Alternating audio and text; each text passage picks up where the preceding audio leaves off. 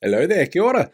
They say you can't beat Wellington on a good day, and Tuesday in Wellington, well, that was an excellent day. A day filled with aroha and kotahitanga as tens of thousands descended on Parliament, joining tens of thousands who had joined other legs of the nationwide Hikoi mō te tiriti to protest against David Seymour's Treaty Principles Bill, a bill which would strip Māori of their treaty-enshrined right of tino rangatiratanga and everything that entails. More people than voted for the ACT Party signed a petition to stop the bill, and as images of the grounds and surrounding streets filled out, it showed that there were more people packed around Parliament than it might be possible to ever get an accurate count of. They were all there with a common goal. Not only did they make headlines around the world, they also inspired support hikois in London, New York, and across Australia. And all of that's resulted in what might be the single largest activation event the country has ever witnessed. On top of that, though, there was some other odd bits of messaging, like Erica Stanford saying that children should be in school and only allowed out on field trips or to join Hikoi if it relates directly to specific elements of the curriculum.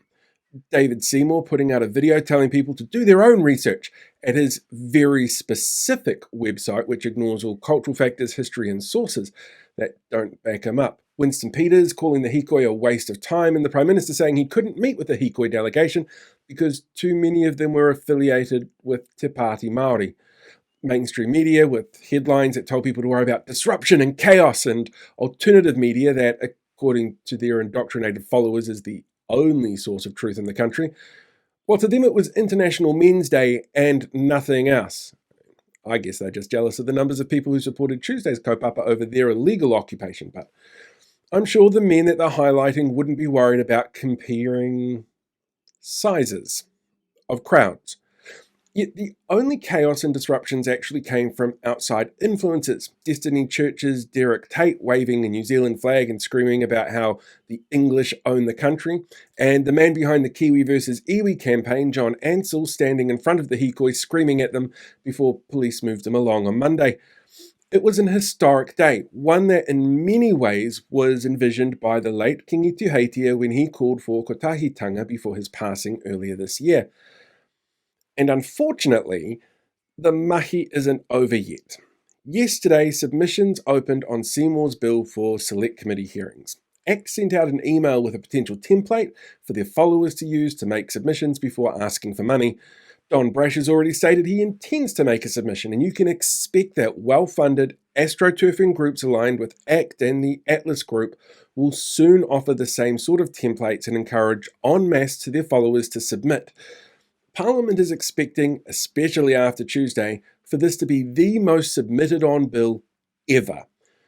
And it's vital that those who oppose the bill also submit and use their own words. But submissions are only open until January 7, right through the holiday period. Last week, I sat down with MP Shannon Halbert and I asked for his advice on preparing a submission. I figured he's been through the process before on the receiving end of it. He might have some great advice that we can share.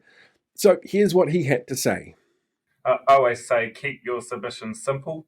No more than one page, and unless there's a whole need to add a bunch of research in there. Consider the like anything, you consider the audience. So when an MP is having to read a bunch of submissions, one page is a reasonable amount to get your points across. Also consider if it's just yourself as an individual or if it's a group, or that you do both. That's an opportunity to put forward your perspectives. The total number of submissions that are for and against do count with the select committee, so scale was important, and that's particularly what the likes of Hobson's Pledge would largely be focused on. But yeah, like you, Paul, I would avoid templated submissions because they all just get counted as one. As loath as I am to do this, in the words of David Seymour, do your own research on the topic and make a submission, but actually use a range of sources to form your own opinions on the topic. Individual voices on the topic are far more important than form letters spamming Parliament inboxes written by the least imaginative people on the planet. I'll leave a link in the website below or the description below to the parliamentary website for submissions, so you can track it down if you need to, basically. But also remember, you can read other people's submissions when they get put up online. So if you want to make a submission that speaks to those, you're more than welcome to. You can also ask to make a verbal submission, but details on how that's going to be managed at the moment are kind of unknown and will depend on things like the volume of responses. Tuesday was epic. It was awesome. And it was a defining moment in our history happening right in front of us. But now it's time to make sure you have your voices heard in a different way.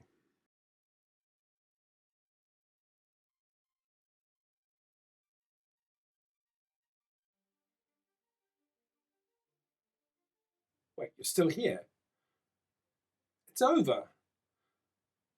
Go find another video.